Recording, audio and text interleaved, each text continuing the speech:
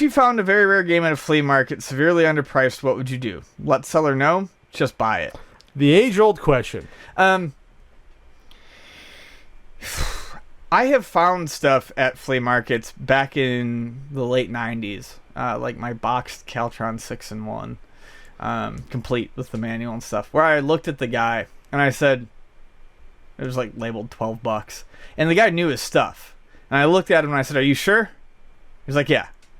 I mean, I'm not out to rip anyone off. I will basically especially if I think the people know it, I'll throw a glancing comment, or I will mention something. It's what I do every day at my job when people trade stuff in. Because I want to be an honest businessman, I tell people when they bring stuff in that is worth something. At a flea market, I do feel like it's kind of like the buyer's paradise, but at the same point in time, I don't know. I mean, there have been times where, like, my Action 52 came from the same guy. He wanted $15 for it, complete. And I'm like, "Dude, are you sure?" And he's like, "You're buying $200 worth of games today. I don't care." Let's back up here. What year did you buy that Action 52 for $15? At 99. It was worth $40 then, though. That's a No, huge it was difference. worth about 100. And the Okay. Caltron was one of the sought-afters. I mean, Caltron was, but Action 52, I bought my Action 52 for $60 complete in 2007. So fair. I mean, that's one that's only gotten really expensive lately. But I guess personally, my thing is here's the thing. I don't People go to flea markets for bargains. But this question comes down to, do you feel you're ripping someone off who is asking a price and you are agreeing on an accepted price that they are offering up? Is there anything wrong with that? I would say no, there isn't. No, if we're talking about, especially in this day and age where everyone has a smartphone, people have the opportunity to look up everything you want. People don't go to. I don't go to the flea market at 7 in the morning to pay eBay prices. No. I don't wake up 6 in the morning to pay eBay prices. Otherwise, I'm not going to the flea market. What's the point? But let me put it. I guess I would put it this way, because I don't go to flea markets anymore. I haven't gone to flea markets in years, in a decade, over a decade. I don't have the repertoire with the sellers I have, so I don't feel like I need to take repertoire. Rapport, whatever. Rapport. Eat my dick.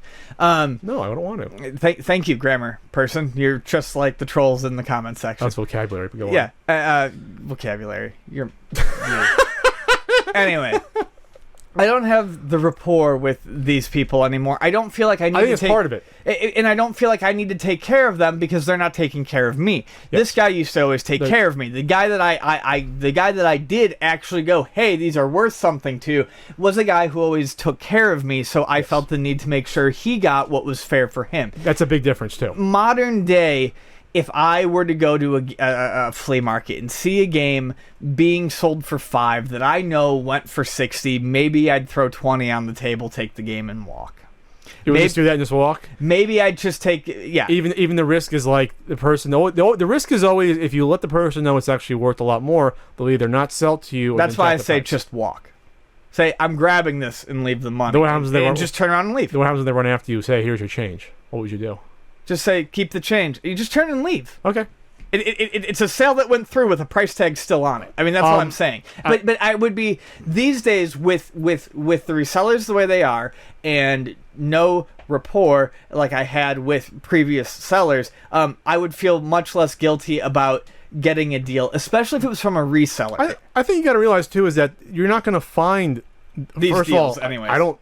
I think I told you the past year you don't find cheap NES games anymore. No. The past year, if I was trying to find games to give away with the DVD, you don't find them anymore. You can't find bulk NES games. They don't exist either because people aren't putting them out there, or the resellers are. There's more resellers that are getting there 5:30 in the morning, 6 before you're there, and they're buying them all. They're just buying all they can. Yeah, I guess. So the people that remain, who remains then?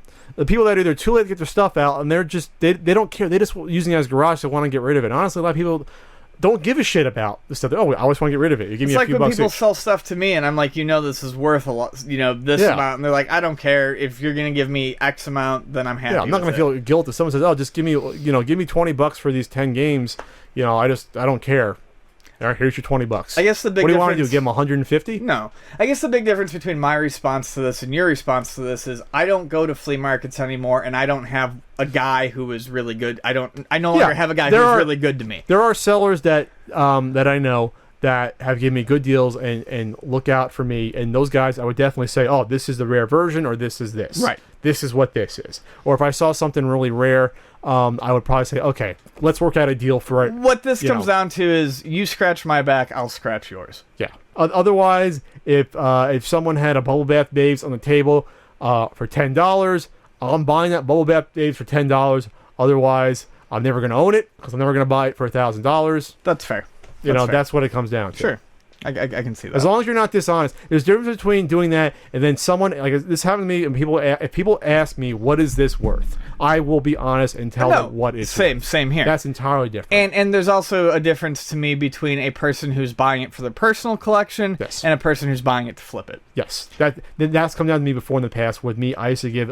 Come at me, you pieces of shit. I used to give people really good deals. When I thought they were collecting, I would give them either the price I paid for like a die-hard NES game or a little bit above. But if I found that they were going to flip it, I would not do business with them anymore. To me, because that was entirely different.